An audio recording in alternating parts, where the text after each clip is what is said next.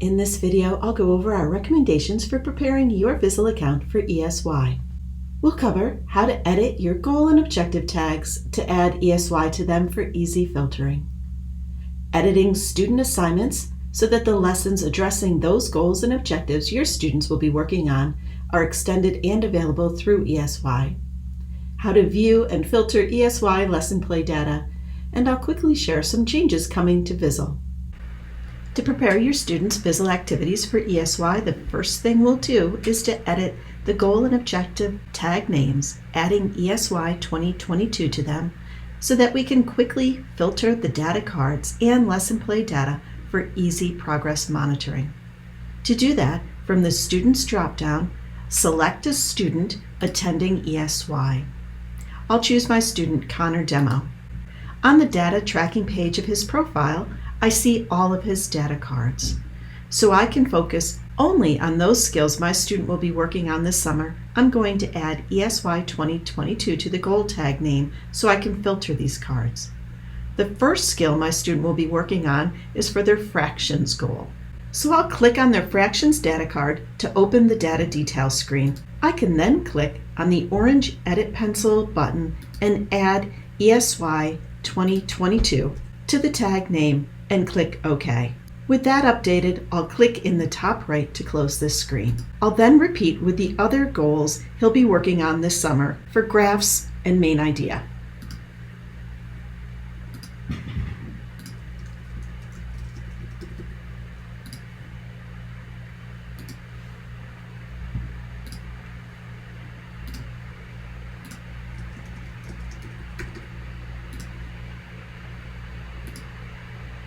Once I have those goal tags edited to include ESY, I can use the Goals and Objectives drop-down and filter by typing in ESY 2022. I'll then check off those boxes and click Apply. Then just those cards are displayed that I'm focusing on this summer.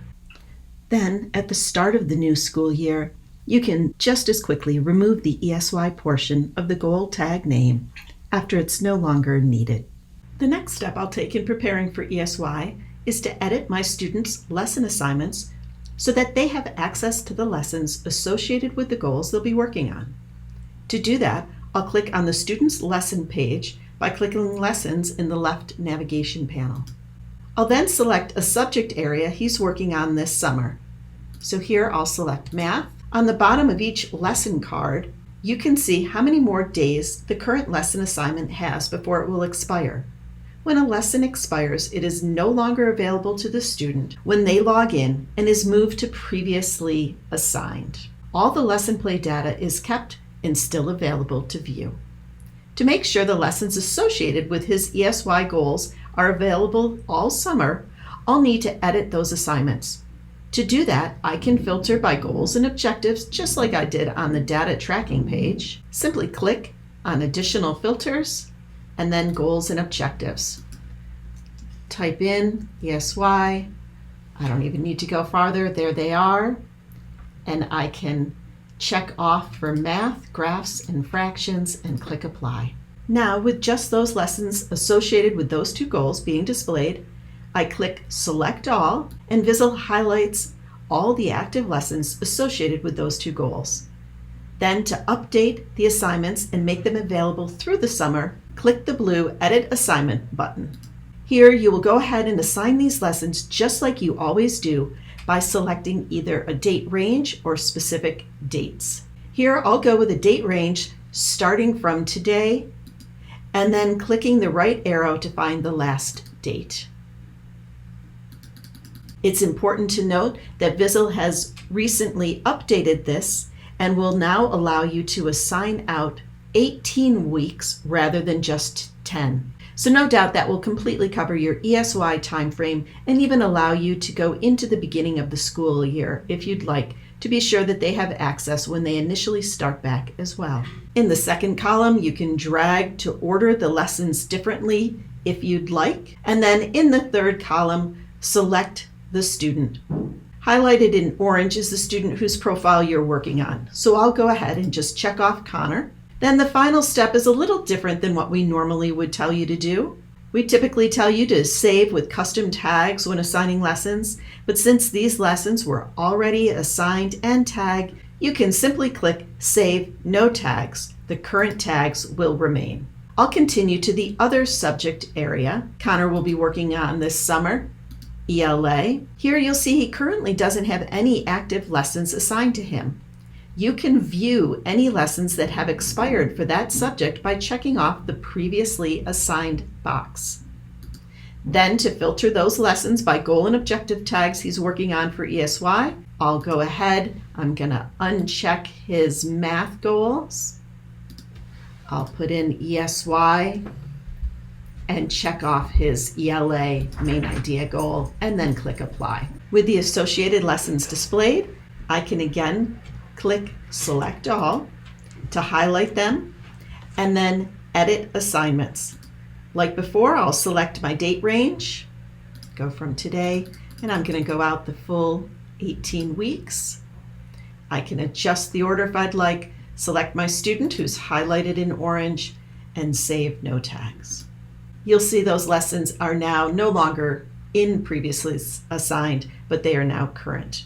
Now with the lessons assigned updated for those goals this student will be working on this summer, I can repeat the steps for my other students attending ESY. Once you have ESY data ready to view, use the Students drop-down to select a specific student's profile. I'll again use my demo student Connor. In his data tracking overview, you can filter those data cards by ESY 2022, clicking Apply, and then simply view just those data cards that the student is working on this summer. To run a more detailed report with a specific date range, click the orange Detailed Report arrow. You can then click the calendar icons for start and end dates to be set as needed. For a report on all ESY data, once you have the date range selected, click Submit, and those would be just those lessons that the student played this summer. You could also come in and select all of those goals with ESY 2022 on them and click Submit. Or you can select a specific goal from the summer. I'll just choose his graphs. You'll see that Vizzle provides the summary and then specific lesson play details below that.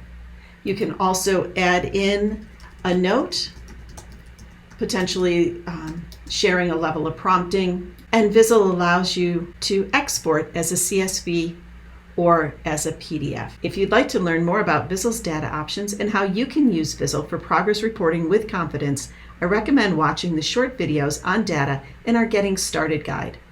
You can find a link to that guide under Welcome in the top right corner. Once on that support page, click the Getting Started guide and you'll see those data videos there. And I want to close by sharing some updates coming this summer to Vizzle. As I mentioned, you are now able to assign lessons out up to 18 weeks for students. Second, with an update coming mid-June, you'll see our levels are flipping to align with MTSS tiers. Level 1 will be higher level text and comprehension questions without visual cues.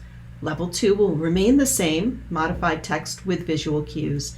And Level 3 will be minimal text with a field of 2, an identical image match. Also coming mid-June is a slightly different look to Vizzle. Our development team is working on finalizing this, but I'll give you a sneak peek at what they're working on. Keep in mind, some things may change. To make better use of the screen, we are switching from a left navigation panel to a sub or secondary menu at the top of the screen. You'll also notice under Classroom that My Lessons is now referred to as My Resources, and you'll also find our authoring tool here as well. To edit your own teacher settings, you'll find that under the Welcome drop-down. As always, if you have any questions, click on the chat bubble to talk with a member of our support team. Happy Vizzling!